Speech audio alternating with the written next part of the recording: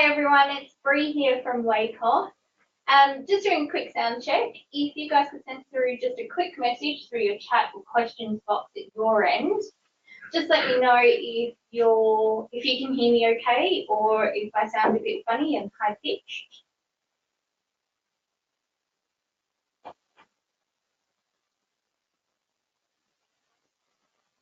That is good. Thanks, Kirsty, that's good.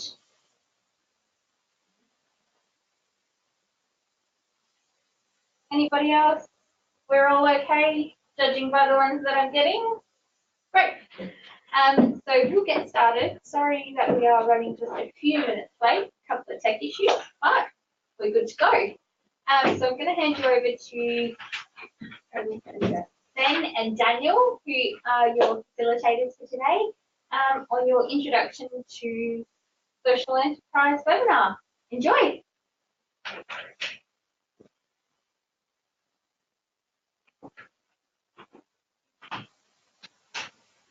Okay. So yeah, thanks for joining us, guys. Daniel and I are with Impact Seed, and Impact Seed's kind of reason for being is pretty much social enterprise development and what we call impact investment in WA. So impact investment is basically investment into social enterprise, amongst other things.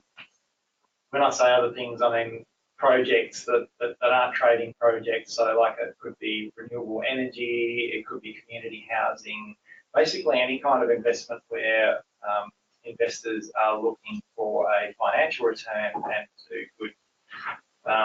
So one very important impact investment is into social enterprise, because social enterprise basically has a trading let's go forward one slide. Sorry, bear with me, guys.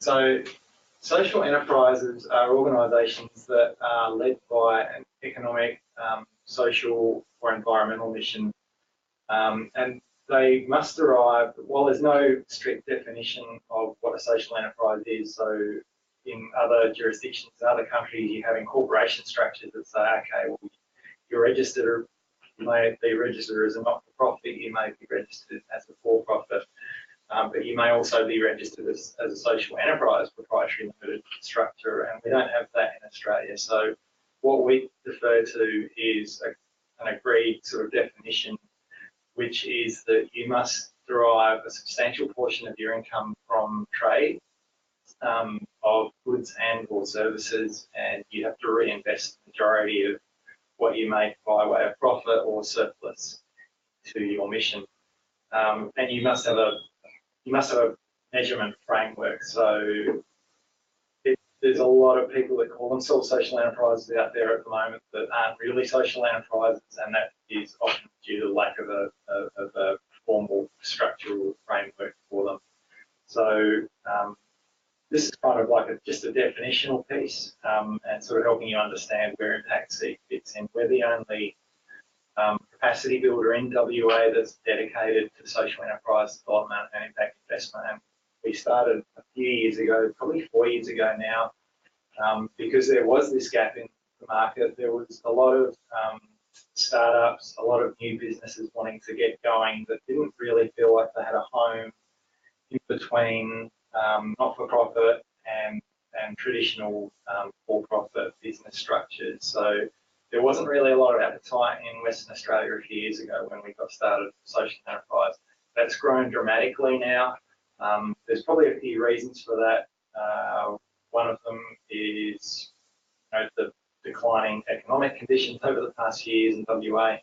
Another probably key one is climate change and a lot of the environmental impacts that are happening. I think there's a great move now towards conscious consumerism, and investors wanting to do more, or investors realising that they're sitting on a lot of money and they want to do more than just make more money. That is actually quite an imperative to create a social and environmental impact with their financing as well. So, did you want to pick this one up.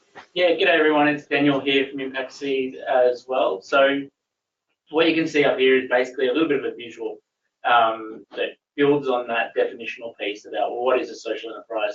Where does it fit in the broader scheme of things? And like this slide says, one of the best ways to think about it is that it is essentially convergence between not-for-profit and for-profit. And when we say not-for-profit or for-profit, we mean in the really traditional sense, in that if you're a for-profit, you're very much focused on making money, and you can see there at the right hand of the slide, you've got, you know, the quintessential focused on making money, the Commonwealth banks and Woolworths of the world. And then at the very far left, you've got the really donor-dependent or even grant-dependent not-for-profits. They don't generate any income or revenue from anything other than the governments or philanthropic that just wants to give them the money to see them have the impact. And then as things have evolved over time, as people have, I guess, innovated, or people within both sides of the coin, on the not-for-profit and the for-profit side, have kind of either had a good idea or had a little bit of frustration. Not-for-profits getting frustration with being donor dependent, for example, or seeing other opportunities out there. And also there's a lot of people from the business side who have, you know, developed a bit of an interest in value-led or impactful sort of business ideas or product ideas, and have started trying to find ways. You can see there, however, it is a bit of a spectrum, and this is a very simplistic way of looking at it. But as you come together, you have, I guess, a socially responsible business. Again, at the core of the business, it is about profits and returns to owners or shareholders. But they're trying to make sure that everything they do is for good. Ben & Jerry's is a really good example of that. All their sourcing, all their supply chains, and the way they work with their employees and things like that, as well as their broader corporate social responsibility activities around giving to charities, supporting different social causes. Still a business, but it's very much a social responsible business. Still needs to make a profit. Its shareholders and its owners expect it to make a profit, and that's how it maintains itself. Getting a little bit further over, we have a for-profit social enterprise. It's a business. It doesn't have charity status or anything like that. But the role that profit and the role on a return to an owner is downplayed a little bit. And often for-profit social enterprises might get grants through crowdfunding or something else. But at the end of the day, they're still a business for legal purposes. But at the core of what they do, they very much have that social and or environmental focus. And then as you get further over, we start getting into not-for-profits, traditional not-for-profit legal structures, etc. But their revenue, where they're getting their income from, but also how they generate impact is very much based on a sort of trading relationship, whether it's goods or services. And then again, in that sort of blue, second from the left, a not-for-profit with income generating activities, which is, I guess, a really becoming a more and more common sort of feature. If you look at the Oxfams of the world and other not-for-profits who still rely on donors, still rely on grants, but also have side ventures or side activities that generate income through a number of streams. So in simple, Sorry, we just skipped very quickly. There was a wheel on the thing. Yep, sorry. So when we talk about social enterprises as, you know, businesses or enterprises that are looking to have an impact, that having a positive impact, making a positive change is at the core of what they do. You can divide that how or that what of the impact into two really broad categories. And again, like everything in this space and many other spaces, this is a broad simplification. First and foremost, there's I guess a product impact. You can see there's a couple of fairly well-known examples, like Thank You Water, This Bar Saves Lives, which is a sort of a muesli bar initiative that does a bunch of things in Indigenous and a few other social enterprise or social impact ventures. Fair trade coffee supply chains, businesses like Edico that are sourcing shoes, sports balls, cotton, and things from not just responsible supply chains that do no harm, but supply chains that are seeking to have a positive impact. So that's very much a product impact model, and there's a bunch of things that could fit within that. The operational impact, again, is the one that is becoming, you see it around a lot, particularly in the refugee, immigration, disability, mental health, where it could be just any old business, could be a cafe, could be a factory, could be a home services like landscaping, things like that. But who and how they employ people is fundamental to the social impact they're having. So there's a couple of photos there. The one with the lady sitting there, so that's from Social Studio, who's based in Melbourne, and they are I guess a kind of a fashion design collective that offers, in particular, refugees and people who come through the asylum seeking processes, opportunities to get training in fashion design, textile design, and then they support them with getting their designs out there, getting them into fashion shows, festivals, and that sort of thing. And they've been operating for a fair while in Melbourne, and they've had a really good impact. But again, it's about who and how they employ people and the opportunities they give them. And then you can see Hope Street Cafe there. Again, it's about the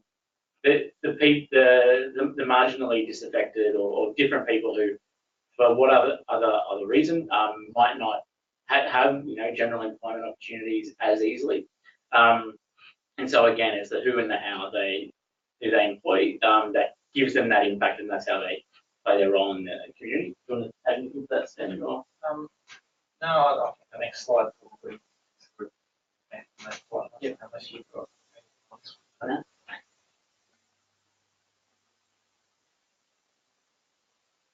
So just to sort of expand on the operational and product impact,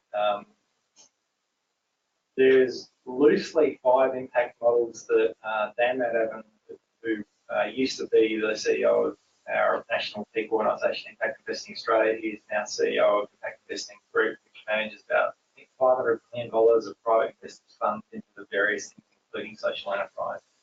So he's categorised the impact models of social enterprise according to this slide here, and there's 5. So the 5 types of the better business does, the higher impact it is. So higher up's a platform. It's a platform for NDIS providers to be matched with recipients that based on a needs and interests basis. So that looks and feels a lot like, if it didn't have the disability focus, it looks and feels like it could be any kind of two-sided marketplace platform. But this business actually set up with the express purpose of creating a demonstrable and measurable social impact. So they're not in it just to make money. And I guess the illustrative point here is the intent with which the business was set up. So if you were setting up a technology platform like this that's trying to match providers with clients, and your only motive was to make money, then you would probably end up looking a lot like a lot of the other tech platforms where you end up using or misusing the data of the users on your platform, or you were using advertising revenue to support it, and the advertising revenue became a large part of that business. So higher up stands in contrast to that, because the founders were led by their social intent and not by a drive to seek profit. So that's model number 1 broadly. Model number 2 is where impact is built into the operating model, and a really good example of that is Street. Street are a cafe in Melbourne that was started by Beck Scott. Many of you may know about Street. It's been going for about 10 years now, and it was started basically with the intent of looking at how can we kind of transition homeless people into permanent housing and employment, and Beck decided that a coffee cart business would be a good way to do that. So 8 years later, they'd expanded to something like 6 cafes around Melbourne. They had both philanthropic and so without wanting to go too much into the finance side of things, they had philanthropic support. They had support from funders through debt, like banks, on very patient capital terms, so they didn't have to repay in a big hurry, and it was on a lower interest rate. And they also had support from some private investors who just wanted a return through dividends on shares in the business over time. So, you know, the operating model there is transitioning at-risk people into employment and through training programs into permanent housing, so through selling products through their cafes. So that kind of loosely illustrates the second model. The third is through the supply chain that Daniel mentioned, and it's probably a better place to speak. You've got more experience in that. Yeah, sure. So the supply chain is one that's been is an impact model, I guess, that's been going for quite a while now. And you can actually, if you wanted to get sort of academic about it, you can actually trace it back into sort of post-World War II recovery and Christian groups in the UK seeking to kind of source products from affected areas and working out how they can do that in a fair and sustainable way, and with a bit of a development outcome as well. That morphed into the work of organisations like Oxfam, and has since morphed into the kind of different initiatives, sometimes third-party certification like Fair Trade, Forest Stewardship Council. There's a whole range of them now. But it's all about where you get your products from, right back to the source. So in the case of someone like Edico, just using their T-shirts as a really simple example. The cotton that goes into those T-shirts is grown under a particular and a defined model that is considered fair and has positive development outcomes for cotton growers in places like India, where they get a fair price. They're supported through a range of social initiatives. Then you move through the manufacturing and the processing, the dyeing, cut, make, trim, things like that go into your everyday textile supply chain. Again, and as I mentioned before, this should be distinguished slightly from just a do no harm approach. Most businesses are falling into that, and they're being forced to anyway, you know, through the kind of information that we're now aware of, you know, sweatshops and safety and things like that. This is above and beyond that. This isn't just, okay, we know that the employees of this manufacturing facility are safe or aren't forced to work ridiculous hours, but it's about things like a living wage. It's about how is the employer working with their employees as a group to make sure that their kids are getting access to school, they're getting access to healthcare and things like that. So it's about a genuine social impact and not just a do no harm approach.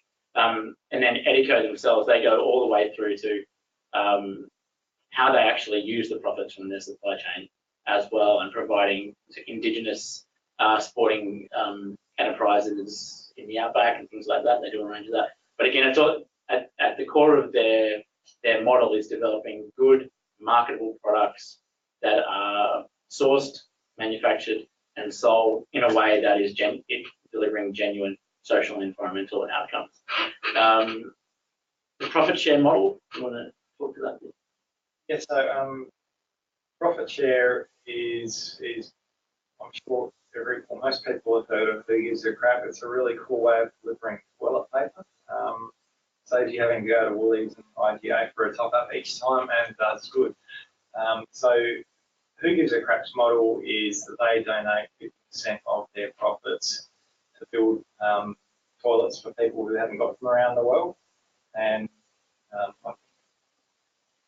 a number of about 2.3 billion people that 40% of the world's population don't have access to a toilet. So it's a big problem to solve, and they solve that through donations to existing charities. So where the earlier models like Street has a sort of integration of that giving through throughout their business model. This is basically looking at, we're trying to solve a problem through sales of a product and donation of a portion of our proceeds, of our profits to existing charities who arguably might do a better job than if Who Gives a Crap decided they were going to run around the world and build toilets themselves.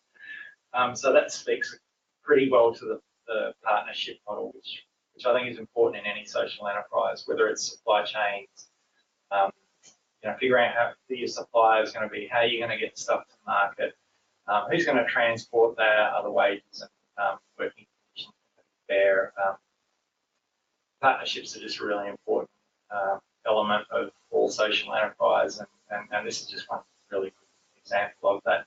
So the question probably then is, well, what do they do with the other 50% of their profit? Well, a lot of businesses, when they're growing, if they're for profit, they're investing a lot of their profits into further growth, and that's where most of Who Gives a Crap's profit is currently going. Down the track, if they plateau or decide that the shareholders want out, then they can sell those shares to somebody else, and that could be another investor or somebody else that wants to sort of take over the business, or it could be not-for-profits. But it's a fairly simple model. All of these models require a bit of thought. They're not all mutually exclusive, so you can have more than one. You don't have to sort of pick one here. And I suppose the last one then, the equity share or full ownership, is one that we're quite excited about in WA because we think it's got a lot of potential to bring other forms of investment that aren't NFT grants and Lottery West funding and other forms of funding into startup social enterprise. And a good example of that, and it's probably the first one that exists in WA, is Impact Collective. And Impact Collective is three not-for-profits, Rise, Brewer and Chorus, who work in fairly similar sectors with slight differences between them, but they have a lot of overlap as well. And they've decided that with some of their balance sheets, which for those of you who aren't aware, when NFPs have money that is needed straight away, it typically goes into a bank term deposit, which doesn't earn very much money, and it's often not doing a lot of good with those banks. If it's Commonwealth Bank or ANZ, as you probably heard through the Banks Royal Commission. So Impact Collective decided they want to allocate a small amount of risk capital. So risk means that they want to innovate, but they realise that innovation means taking a risk in changing their service model or augmenting their service model or bringing in some sort of social enterprise into their delivery, service delivery. So obviously they don't want to lose the money, but then they're playing with an amount of money that they think is worth the risk for innovation. And one of the first cabs off the rank is something that Daniel's been working on, which is called Fair Ride. And Fair Ride is basically an ethical Uber alternative that provides ride share and fair employment to users, so to service users, and predominantly Impact Collective service users. So I think there's something like over 1,000 employees between them.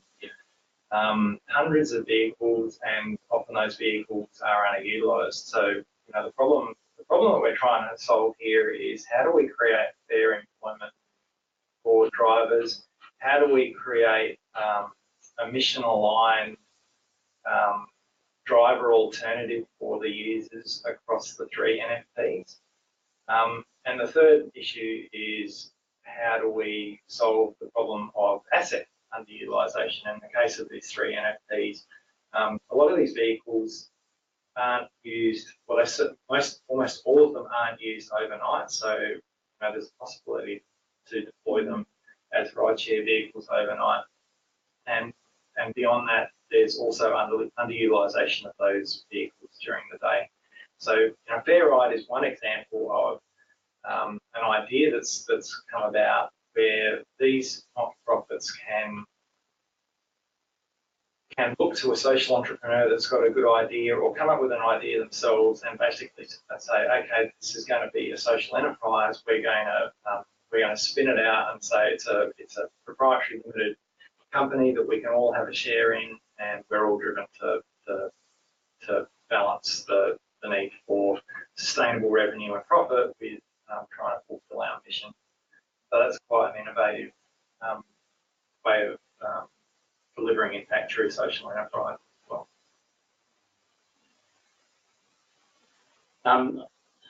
I'll just quickly add to what Sam was just saying there with the fair ride one as well. And it's the interesting one about fair ride as well is that if we can help Impact Collective sort of deliver what they're trying to deliver here, it's going. We hope that it's going to have a bit of an inspirational and a leadership role in the WA not-for-profit social enterprise and impact investment space. We expect that we're going to learn a lot of lessons from it. Some of them good, some of them bad. There's going to be some mistakes along the way, but it has the potential to fit across all of these impact models, like Sven said. It's about the employees. It'll be about having the clients of these organisations having access to free or subsidised transport over time outside of the areas that they usually have it and have greater access. So there's a bunch of things there, but hopefully at the same time, and all social enterprises should do this in some way, you would hope, is that they become a bit of a demonstration project as well, to get anyone such as yourselves or anyone from the WACOSS network who's had an idea, or what if we did this slightly different, that we can actually start developing a bit of a model where people have an avenue for doing that and people don't feel so risky or on their own in having a crack at that sort of thing. So like Sven said at the very start, it's something we are really excited about for a whole range of reasons. That kind of covers off the first piece of the theory and content download. So what we were going to go into next was a couple of case studies with the specific focus of food-related social enterprises, and then talk a little bit about what would you do if you wanted to set up your own social enterprise in terms of how would you structure it and what are the things you need to think about. Before we do, has anyone got any questions, or is there anything on the notes? Okay. Okay. So there's no question. We might just jump into the samples. So we have a bit of limited time, obviously, and so we thought we'd kind of use food hubs as a little bit of an example for food-related social enterprises. Food and social enterprise has a pretty rich history, the two together. If you just Google food social enterprise, you will find amazing examples from all over the world, developing East Coast, West Coast, wherever, and any culture for that matter. And so we're using the food hubs as a little bit of a kind of wraparound talking point, because food hubs is another thing that can be anything to anyone and can perform a whole bunch of roles, and often have some sort of social focus in what they're doing. The definition of a food hub there is the widely accepted policy definition, I guess, from the US. So a food hub is a business or organization that actively manages the aggregation, distribution, and marketing of source-identified food products, primarily from local and regional producers, in order to satisfy wholesale, retail, and institutional demand. Now, I can't see all of your faces out there, but if you're anything like me, you probably found that definition incredibly boring and stale, because it is. But like I said, it's a policy definition because there's been a whole range of initiatives in Europe and the US that have sought to incentivize and grow the food hub movement. So they tend to fall on some pretty boring definitions. But this is getting a little bit closer to what they can do. So if you think of food from a supply chain perspective, and what I will add just now that I think about it is, particularly from a food relief angle, another key thing about food hubs is that food hubs are all about place. They're all about food in a particular vicinity. It's about how either the producers of food or the consumers of food engage with one another and with their product in a very localized and specific setting. And I think from a food relief perspective and social enterprise, that's where food hubs have a really strong synergy. So they can play a bunch of different roles. So from a supply chain point of view, food hubs can be anything, and a lot of food hubs will have started with one of these in mind, and then have slowly expanded. But some of the most common food hubs, or some of the oldest food hubs, started very similar to your producer or your agricultural cooperatives, where a group of growers didn't feel like they were getting a fair price, or were having trouble, playing in a particular supply chain or market, and so have come together to kind of be a bit more collaborative and be a larger entity together, and that's that first mile aggregation. This is from a social enterprise and food relief perspective. This part of it is becoming more and more important, because access to cheap and nutritional food is becoming harder and harder at the more, dominant agribusiness, large-scale farming model, because a lot of food goes to waste, as you may have seen on TV, war on waste and programs like that. And with that food that goes to waste, or is processed into very expensive and not very nutritional products. So having farmers come together and work together a lot brings prices down. There's a bunch of economic things, but at the end of the day, it means that people have access to more nutritious food easier. And then this plays out through that whole supply chain. I'm going to jump down to the processing for convenience. Food hub is all about processing fruit and vegetables to make them more convenient.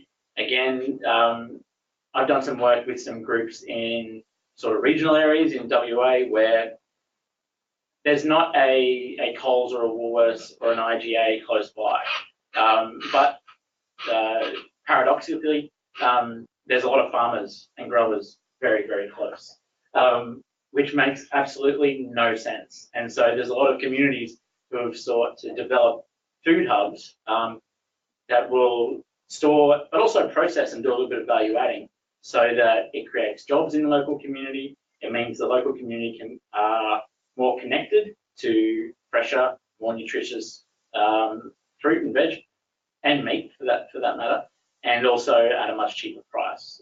Again, it's all about that coordination and bringing together.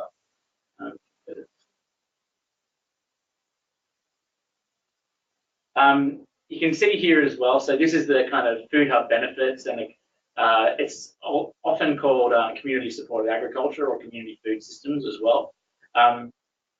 But you can see from this that, again, if you go back to the definitions and the kind of the different possibilities of what a social enterprise might be, the form it might take, and the types of impact it might have, you can see this again in all the possible benefits that come from a food hub. And again, I'll reiterate this idea that it's about local, it's about place-based approaches and collaboration very much. But the opportunity to learn together, sustainability is often at the heart of a lot of food hub motivations. Supporting local food economies, not seeing all the food just leave the farm gate, jump in a truck and go straight past to be processed on the other side of the country or in a centre far away, and then brought back again as a finished product, but giving jobs and business opportunities to local people. Improving access again to health, I think. And the other thing, you'll see there around the green, the get engaged in the consumption bit. Again, I think this has a really strong tie-in with food relief as well, is that food, when done well, is a really social activity, whether it's the farming, the developing of it into products, the cooking, the preparing, and finally the consumption. Food social enterprises, food hubs, a lot of them are really good, and for good reasons, bringing that sort of approach to it, bringing the social back into food, bringing, reconnecting people with food. What is food? Where does it come from? What's the impact of it? And who can you share it with? It's a very cultural, it's a very community and social thing. A good example is there's a cafe in Melbourne. I don't forget the name of it. It's left me right now. It's a vegetarian cafe, and they once a week bring in Muslim refugees to basically sit down, and anyone from the community can come and sit down and talk. And it's reduced a lot of the local stigmas around different cultures and multicultural kind of issues in particular communities. And again, it's all about people sitting down around food. So food can do a lot. And the fact that we have to fix the food system is sad, but it's a great opportunity.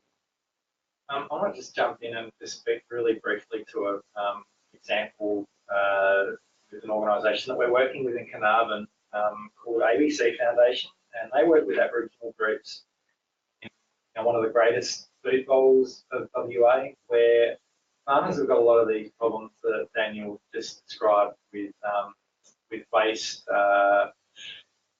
and produce being left to right, or just being ploughed back into the ground, and they don't get any money for it. Because people don't, or Woolworths and Coles and the large retailers don't think that people want to buy apples and oranges that aren't uniform in size and colour. So ABC Foundation is looking at this social enterprise called Don't Let the Crop Rot. And the vision there, and it's probably a long way from being cheap, but the vision is to provide farmers with an income where they don't have one for that produce that is currently going to rot. Create a local delivery network with volunteer drivers to get that produce to people that can't afford to pay full price for their produce from the shops, and then also get it out to the Aboriginal community where they often don't have fresh fruit at all, and if they do, it's $5 or $6 for an apple, and they're much more likely to buy a bag of chips. So it's really just kind of trying to democratise and localise access to food in Carnarvon. So that's just another small example. Yeah, so give you a couple more examples of food hubs or food social enterprises. This is a fantastic one, Food Connect. You may have heard of them. They got a bit of, they got some pretty good national kind of media coverage last year, as you can see from the bottom box there. But Food Connect is based in Brisbane, in Salisbury, just south of the CBD. And behind Food Connect is Robert Peckin. And Robert Peckin is he's an amazing guy. He's got a really amazing story. If you ever Google him on YouTube or get the opportunity to see him speak at the myriad of events he talks at, he will get you inspired and passionate about food and all things social and all aspects of the social relationship and the ethical relationship with food. The only thing is you may have to, at some point, just kind of tell him to stop talking, because he will talk about this stuff for days on end. And the other great thing about Robert, in terms of the story about Robert, is that he is a social entrepreneur in the purest sense. So if you think about if you Google famous entrepreneurs and you get a picture of Steve Jobs or someone like that, and Steve Jobs was, annoyed or frustrated with the lack of IT access for the average consumer and things like that. And so, he innovated and created Apple and all these things. Social entrepreneurs are the same, but they got frustrated. They get frustrated with other things. They get frustrated with social impacts, things that they don't see are fair, things where they see people not getting the opportunities they should and things like that. And that's what Robert had. So he was essentially forced off his dairy farm a few decades ago and travelled the world learning about food hubs, travelled Australia learning about food hubs, connecting with like-minded people, and eventually started Food Connect in Brisbane. It's a massive shed in an industrial area. It sources food from farmers of all shapes and sizes from within a particular travelling distance. I think from memory they started from no more than 4 hours away and slowly brought it down to, I think their goal is to eventually use food that doesn't take longer than an hour to 2 hours to get to where they are. And if you go into the Food Hub, the Food Connect shed, they've now then partnered with a bunch of other social enterprises who are preparing the food, doing catering and things like that, providing jobs to people who really need the opportunity of employment and training and things like that. And their impact in Brisbane and in their local area and to the farmers they source from is huge. It's nutritious, it's healthy, it's cheap. The kind of anti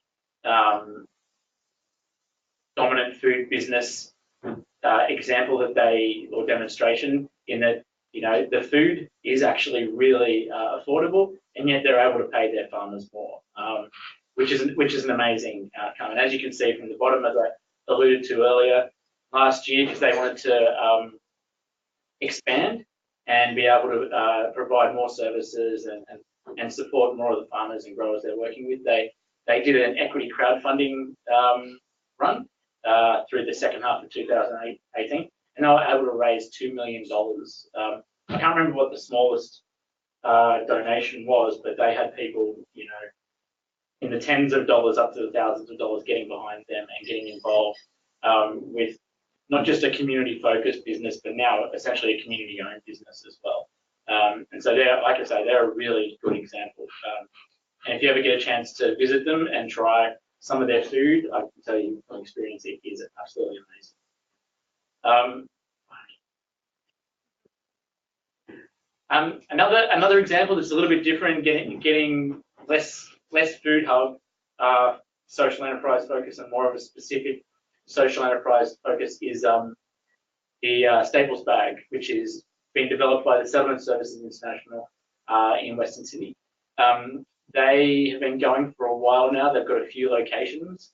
If you check out their website, you can see a map of where people can access their services. But they're really good. What they've done is they've developed good relationships with a range of players, essentially in the food supply chain, from retailers to wholesalers, a few manufacturers, and a few distribution centres, and have been able to kind of sign agreements and develop arrangements where they get access to a range of staples, as the name says, and across all the staples to make these kind of shopping bags available for a much lower price to long-term unemployed and other kind of homes and consumers who, if they went to Coles or Woolworths and trying to feed a family of 4 or 5 and wanted to do it in the most nutritional and responsible way possible, they just can't afford the grocery basket that they really should be able to. And so the Staples bags, they have these venues. They also go around with their Staples bag vans that people can access and purchase these bags. And if you have a look on their website, you'll see, I think from memory, they have 3 or 4 different bags available. So you can get a bag of tinned food, or your long-term pantry staples. You can get a bag of fresh fruit and veg, and you can get a bag of sort of meat and dairy. Get your pastas, rices, things like that. But the key thing about them is, one, not just that they've been able to source the food, and it is, as you can see from the photo there, it is good quality food. Not just make the food affordable for people who would struggle otherwise, but the bags have actually been designed to be the kind of grocery bags or grocery baskets, to use the kind of vernacular, that you would hope families are buying. They've been designed around that, and they're having an amazing impact from that point of view. I might just pop in there as well and just speak to, because I think that's pretty much near the end of our examples and case studies. Some of you may know Nick Rose, who is the author of a book called Fair Food, which is a really good book that came out a couple of years ago around localisation and democratisation of the food system. But he's been one of the main drivers behind the Cardinia with a C, Cardinia with a C, C-A-R-D-I-N-I-A food hub in Melbourne. That was supported by one of the councils there, and his vision, or his big, hairy, audacious goal is to have one day have these food hubs which provide local produce within 15 minutes of everybody in the country. So he started with the City of Darebin, which is the council that the Cardinia food hubs in, and it's basically just an exchange and cafe, a social enterprise cafe and training space for local food producers and people within the community that are at risk to basically get together, buy and sell food, and then look at creating training and employment opportunities through social enterprises that probably aren't very dissimilar to street in Melbourne, but with really a food sort of centred focus. And I just wanted to sort of briefly touch on that because we don't have a segment in this presentation. We can certainly speak to it if people want, around how do you go about funding social enterprise. That is typically a whole session all of its own, but I wanted to bring up the Cardinia Food Hub because in that example, the City of Darebin were a big supporter. So local councils beyond roads, rates and rubbish have got a mandate to do some form of community development, and where they can get behind initiatives like this, we think they're very good co-funders. They're probably not exclusive or solo funders of these kinds of initiatives, but Nick's been very clever in piecing together different pieces of funding to get this food hub up. So there was philanthropic foundation funding, there was the council funding, and then there was some community groups who really wanted to get behind it as well. Beyond that, there was people who decided they were going to lease stalls and lease cafe space. So this kind of, to start up that social enterprise required more than just people wanting to use it. It required some upfront investment. So that's where the council and some of the philanthropic funders got together with the people who were going to use the space, which was the kind of ongoing revenue out of that social enterprise as well. And then with the Food Connect example that Daniel gave before, I think from memory they used a lot of that $2 million to actually buy that building behind them in the photo. Whereas previously they were leasing that as space for the stall holders to sell their produce from. By doing equity crowdfunding, they were able to get a large number of community-minded investors that would own that facility, that would then lease that space to them, to Rob and Kate, at a much lower than market rate, and then sublease that to the stall holders at lower than market rate, which would allow them to make a fair income. So that's kind of just really touching very briefly on how you might go about funding a social enterprise. But the next couple of slides that are quite dense slides, but they're the ones that we were going to wrap up on, are on structure and things that you might want to think about with setting up a social enterprise. Thoughts about this?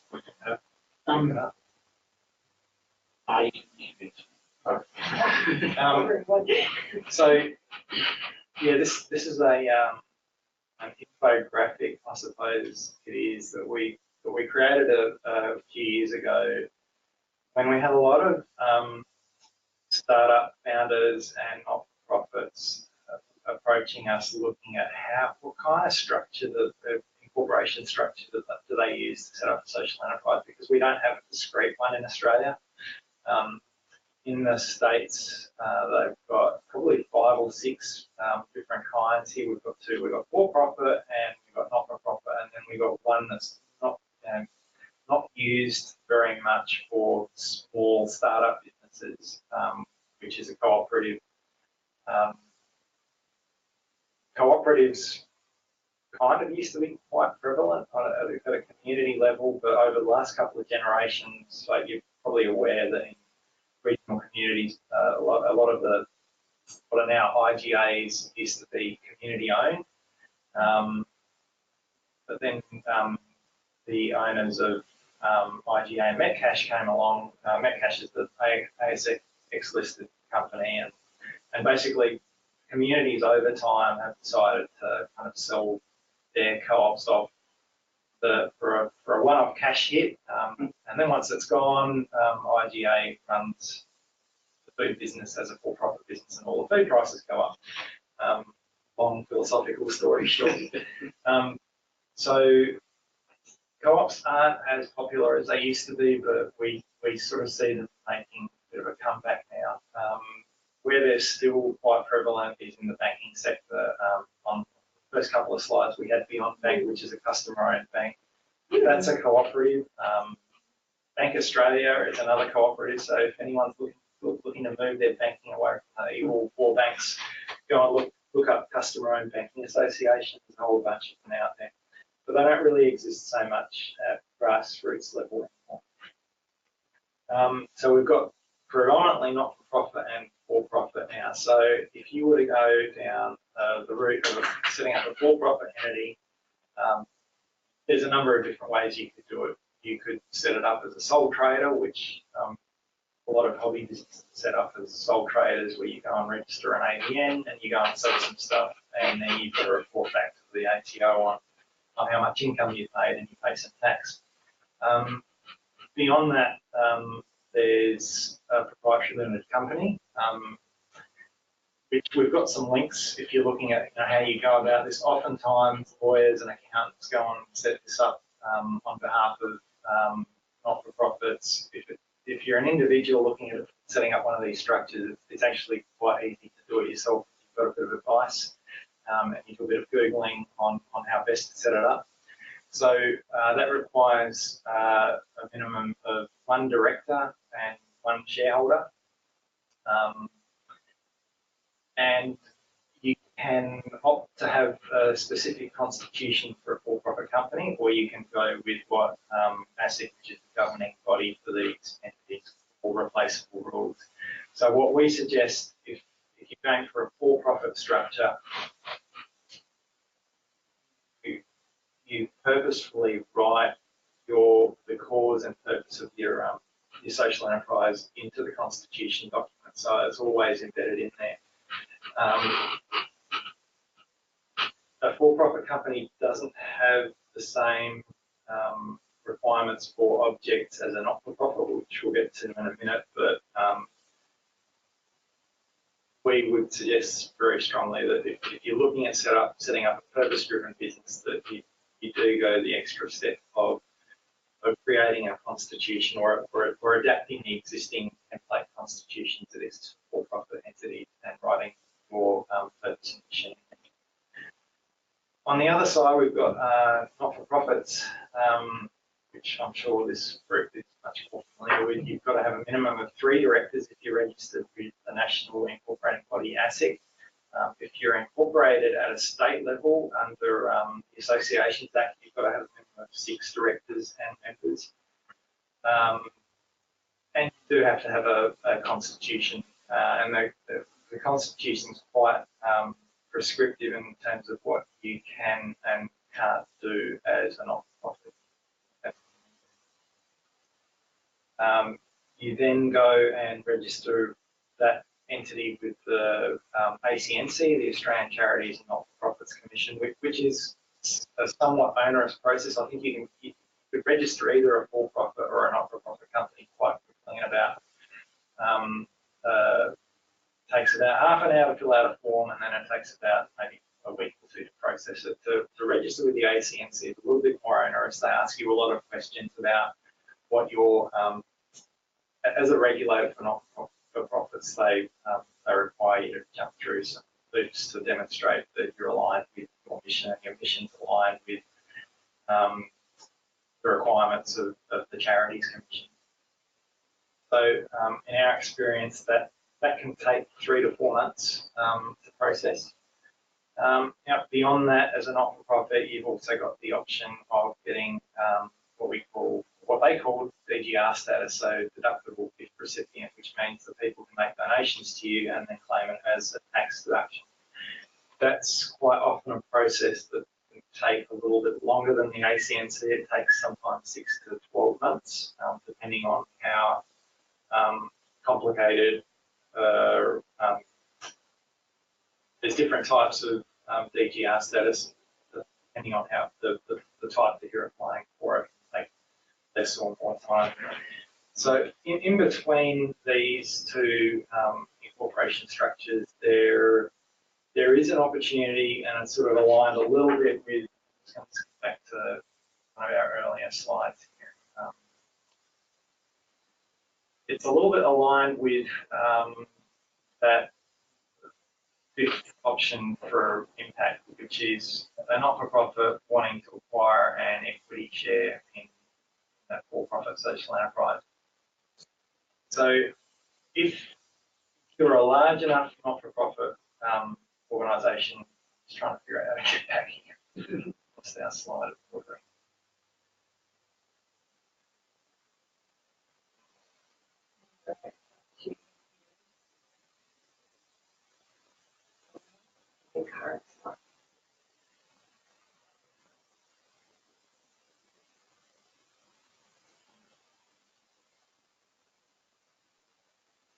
Right. So this requires a bit of doing, but wanting to set up a hybrid structure, you'd set up a not-for-profit entity and then set up a for-profit entity, and then make the you choose to make the not-for-profit entity a shareholder in the for-profit entity. So what that does, and it is fairly convoluted, but what it allows you to do is potentially seek both forms of funding. So grants through philanthropic grants that require DGR status, and also take on private investment from investors that may want a financial and a social return. So that's a really 30,000 foot flyover of the 2 or 3 incorporation structures and the options that exist in between, and have more than happy to provide links and answer questions later, unless anyone has any now. Yeah, please ask questions. I think we'll probably finish about 15-20 minutes early if you don't. So the last slide that we've got, I might get Daniel to speak to, is how you go, the things that you need to think about when setting up a social enterprise to make sure it's not going to fall over. Yeah, so this is this is available on the Impact Seed website in the resources section, and this is it's called the Impact Canvas. You can also could call it a bit of a roadmap as well, but for taking your idea and walking it through a bunch of questions that at some point in your journey you'll need to answer, or if you're asking someone to fund or invest or get involved in your social enterprise or your social enterprise idea, are the kind of questions that they will at some point ask you and will evaluate or assess you and your idea and your organisation, wherever it is at that particular time on. And so it's also, it's just a good way of just, if you're stuck and you think you've thought of everything, but you might not have, this is a really good place to start. So I'll talk through it a little bit as a bit of a journey, and probably even reflect on some of the lessons that we've got from working with certain businesses, and even the Fair Ride project we're working on right now that we spoke about earlier. First and foremost, again, like any good entrepreneur, I think there's a whole bunch of TED Talks that you'll be able to find on, start with why, that sort of thing. And this is particularly important from a social enterprise point of view. Why do you exist? Why is it of particular interest and passion to you? Because that's where the energy is going to come from, the people you're involved in. What is the problem that you're actually trying to solve? And is a social enterprise even the right way to do it? Social enterprises are a great idea, and there's a bunch of traditionally, donor or charity dependent services and functions out there that could be applied in a social enterprise setting or could benefit from a social enterprise approach. But at the same time, there's also a whole bunch that, at the end of the day, just require philanthropic or government support. Not every idea can be solved through a trading or service or goods provision model. And so, why are you doing it? How are you doing it is a really important thing. Get to the gaps of the market. This is where you have to start thinking like a business. You might have a really good idea. Everyone you tell over a beer or a glass of wine or a coffee thinks that is an amazing idea. It's creative. It's like any good idea. It makes complete sense. Like, oh, why haven't I thought of that before? But just because you tick all those boxes doesn't mean you have customers for it. It doesn't mean there is a market for it. So you have to have a good think about what is the product, what is the service, what is the market that we're trying to reach? Is it individual consumers? Is it businesses, procurers, things like that? Is there enough of them to make this viable? Is there a room in the market for your idea, or are existing for-profit businesses just going to crowd you out? So this is where, like I say, you have to start thinking like a business, and there are important questions to answer. And like I said, it'll be probably the very first thing an investor will probably ask you about. Again, and moving straight on from that, and again, very much overlap, but there's kind of a logic to this as well, is the core validation. Okay, you've identified that there are customers out there. There are enough people who are interested in this coffee or this service or this t-shirt or whatever it is you're trying to produce to have an impact.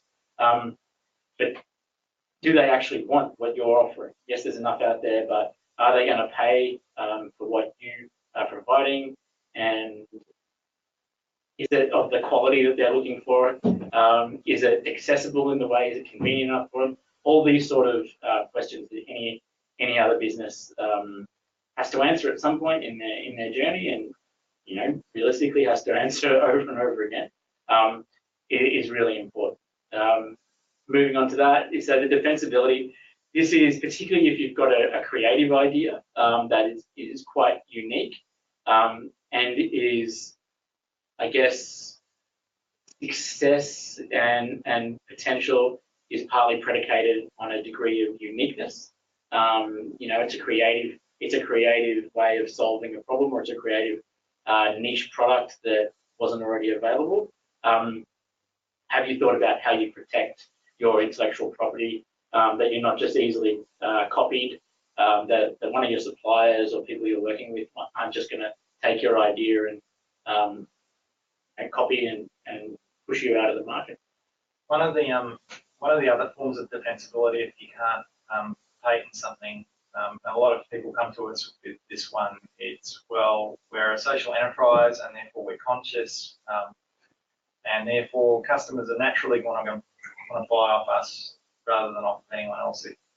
If any social enterprise thinks that that's their only sort of defense to other competitors in the market, that's a really good way to fail in business, and we see it time and time again. It's a really important part of your brand identity, which is another point there, but it shouldn't be the main one. So we get from defensibility into impact metrics, and like with the last sort of 3 squares there, I sort of made the point that this is where you have to think like a business and things like that, but this is where you have to have your social hat on. Sven spoke at the start about the definition and concept of social enterprise, and the importance of ensuring that it actually built into the social enterprise is identifiable, preferably measurable impact metrics around the impact that you're having, and that it's a genuine impact. It's not a kind of a quasi greenwashed impact. I'll give a quick example of a very it's the world's largest coffee company. They opened a factory in for producing coffee pods in Europe, and they made a big deal out of how they were creating shared value for the community and having a big social impact. And if you actually read between the lines of their, fairly polished press release, was that they were just giving people jobs. And they were going to have to be giving people jobs anyway. And so, again, the definition and the importance of protecting the idea and the concept of social enterprise is really important, because it protects all the social enterprises from businesses who are just trying to take advantage of a sexy name. And this is where the impact metrics are really important. There's a whole other workshop and masterclass and presentation that Impact Seed does around this, and there's a whole bunch of resources and tools and methodologies out there for doing this. It's certainly an area where, thankfully, these days you don't have to start from a blank page, you don't have to reinvent the wheel, but it is important. And it's important for the credibility of your business, and it's also important for the credibility of the next part of the canvas, and that's your brand identity. Brand is important. We all know it. We all have loyalty or a lack of loyalty or disdain for particular brands for a range of reasons.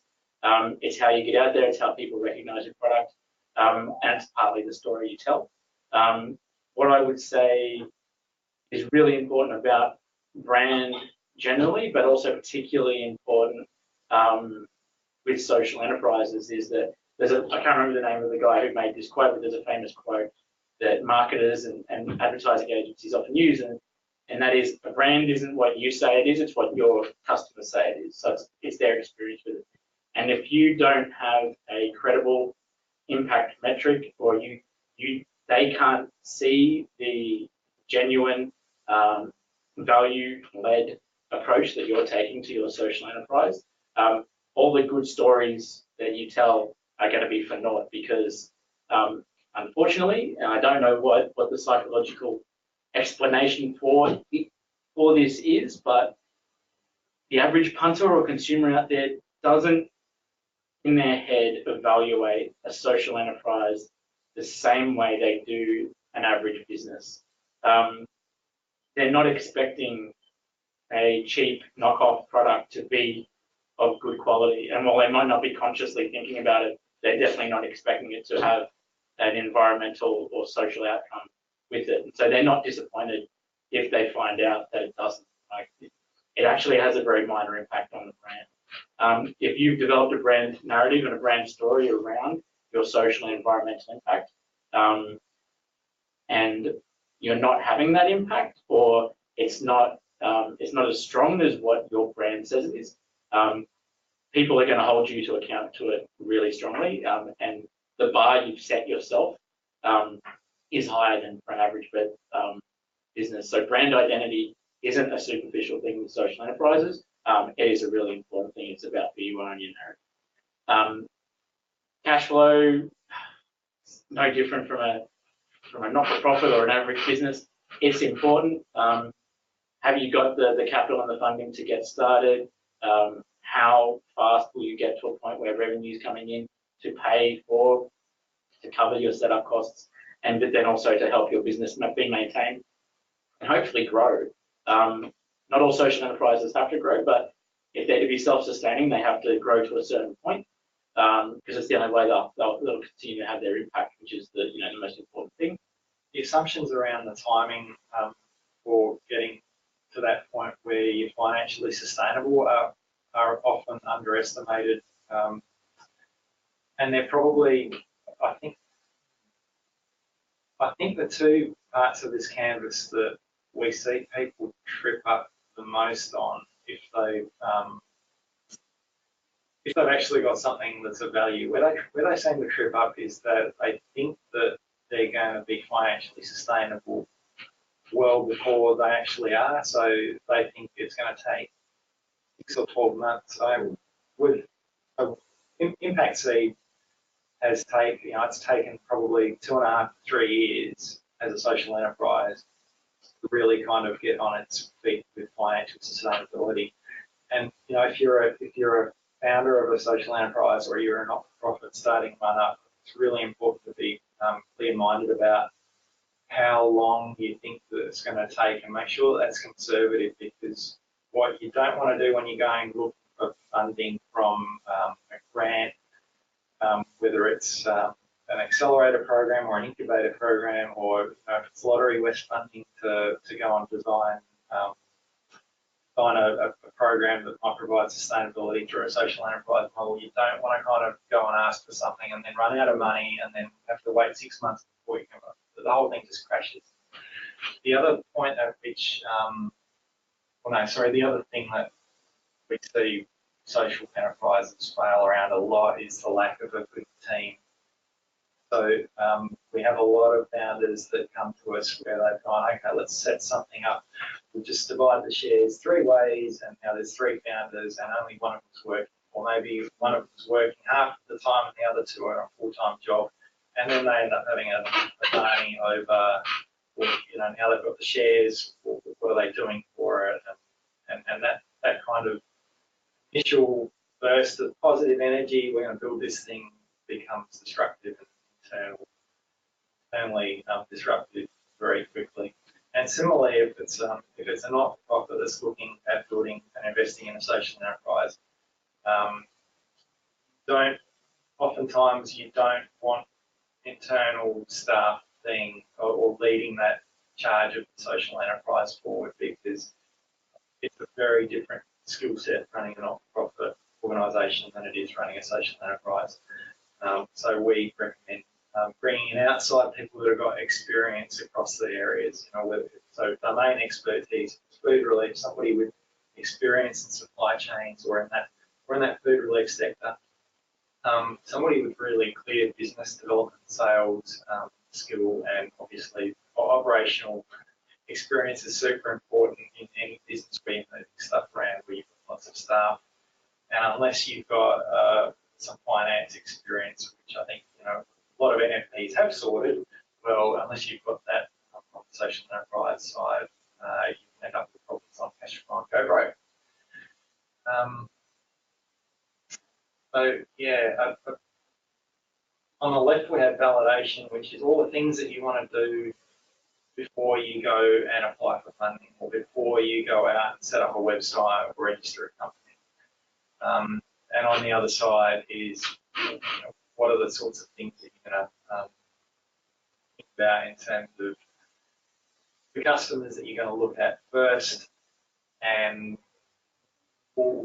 probably there's a really good piece of advice that was given to me years ago around want to make decisions for when things aren't going so well, when they're going really well, because it's really hard to be clear-minded when you're working 12 hours a day and you're financially strapped and you haven't quite broken even with your social enterprise.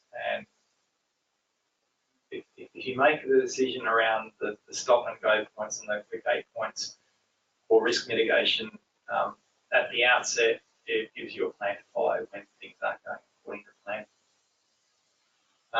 The go-to-market strategy is really just about looking at low-hanging fruit, which is your earliest customers. The people that want to buy your product or engage with you as a partner as soon as possible, because they're your strongest supporters, they're your greatest brand advocates, and they'll help you along the path to sustainability sooner. Thinking about lead generation is something that's very, very easy if you've got someone that's experienced in business development sales. on board, but it's really hard if you've just got a handful of people that you know are going to buy your product and then you don't know what to do from there. So it's really important to have a think about how you're going to create a buzz in the market, whether it's through social media, whether it's through advertising or word of mouth, and then have a plan for that. And then evaluate the engagement that you get based on that lead generation plan. And then the other one that I haven't touched on, or we did sort of briefly before, was investment. So based on your cash flow projection, which is now going to be very conservative, how much money do you think you need to become financially sustainable? Go and ask for that amount of money and find funders that are going to support that kind of ask for funding. And it could be, if it's a for-profit social enterprise, it could be people that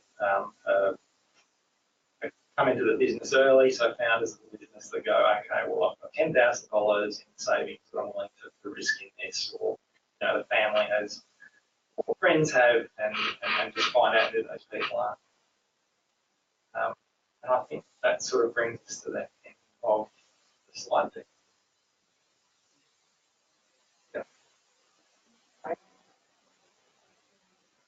Have we got any questions? 10 minutes left. Please don't be shy, there's no dumb ones.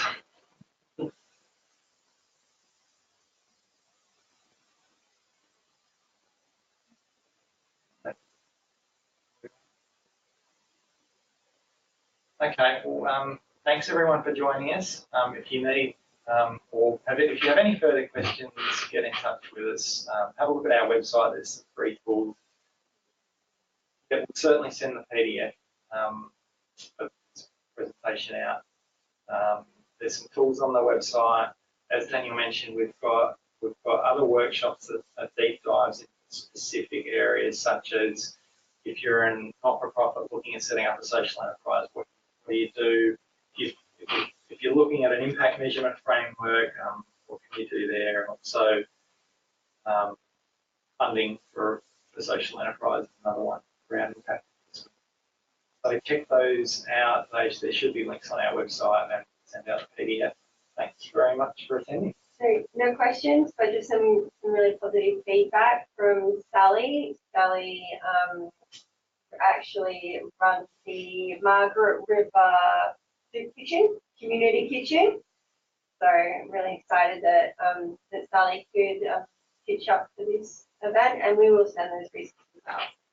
Thanks. That's awesome. Are